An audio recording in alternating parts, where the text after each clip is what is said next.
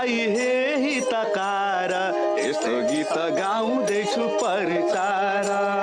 दाजुभाइ हे हितकार यस्तो गीत गाउँदैछु परिचार 2082 साल असोज 18 गते 2082 साल असोज 18 गते सुनाउँदैछु हरे शिव त्यो कालो रात्रि गडाङ गुडुङ चट्याङ हजुर आरी घोप्टे पानी गडाङ गुडुङ चट्याङ हजुर आरी घोप्टे पानी सारा जमिन तासिएर बन्यो मरुभूमि सुन्दर थिए पहाड अनि चिया काटी बुटा छैनन् अब बाँकी हजुर यति राम्रा चित्र कस्तो आयो आरी घोप्टे पानी घर बाहिर ननिस्क्यौँ अब हामी कस्तो आयो आरी घोप्टे पानी घर बाहिर ननिस्क्यौँ अब हामी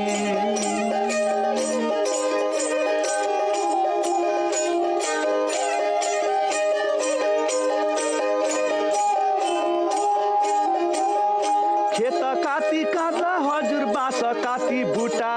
खेत काटी काट्दा हजुर बाँस काटी बुटा रहेनन् है बाँकी हजुर मात्रै रहे सुखा साना साना खोल्सा पनि बने ठुला नदी हरे शिव के हो यस्तो अचम्मै नै भनी गाउँ रोयो जिल्ला रोयो रोयो सारा देश गाउँ रोयो जिल्ला रोयो सारा देश नै रोयो कस्तो दिन आयो हजुर धेरै बिजोग भयो कस्तो दिन आयो हजुर धेरै बिजोग भयो उठ्नु पर्छ हजुर हामी मिलेर टुटेका ती मनहरू जोडेर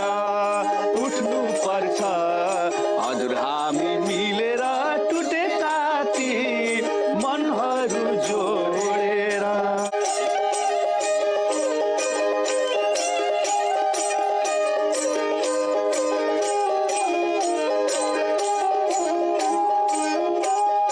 पहिरो अनि जोखिममा बस्नुहुन्न कहिले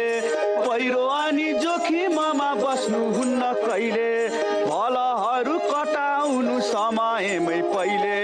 ख्याल गर्नु बालबालिका वृद्ध अनि सबै घरमा अनि राख्नु हजुर झटपट झोला सधैँ जमिन फाड्दा नबस्नु कहिले जोगाउनु ज्यान हजुर पहिले जमिन फाड्दा नबस्नु कहिले जोगाउनु ज्यान हजुरहरू सबैले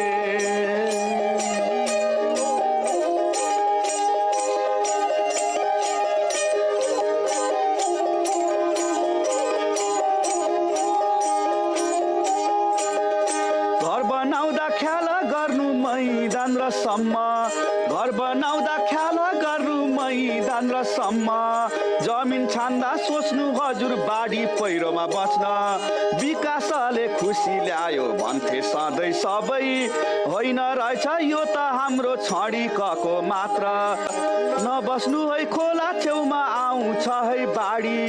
नबस्नु है खोला छेउमा आउँछ है बाढी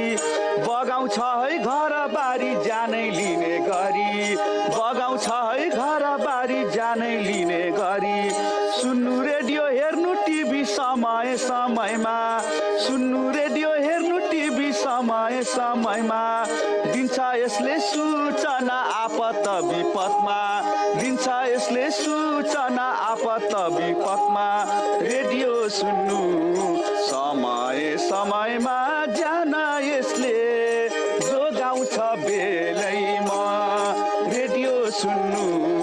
समय समयमा जान यसले जोगाउँछ बेलैमा जान यसले जोगाउँछ बेलैमा